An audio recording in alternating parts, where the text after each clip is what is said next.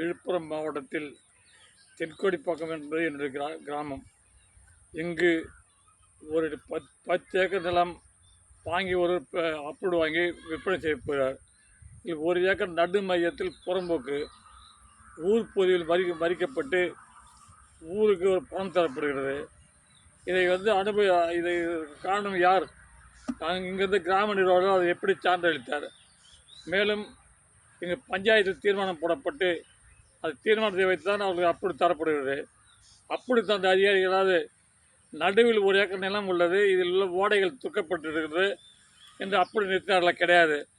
லஞ்சமே குறி என்று இந்த 20 வருஷ ஆட்சியில் 20 வருஷம் மாவட்ட ஆட்சியர் நிர்வாகம், வருவாய்த்துறை நிர்வாகங்கள் பல ஊர்களில் நிலவில் செயல்பட்டுள்ளது. நிலவில் ஓடை துக்கப்படுகிறது, நிலவில் ஓடை தடம் மாற்றப்படுகிறது, நடைமேலால் செய்யப்படுகிறது, பிளாட் போட்டு விற்பனைக்கு அனுமதிக்கப்பட்டு பல கிராமங்களில் பிளாட் விற்கப்பட்டுள்ளது.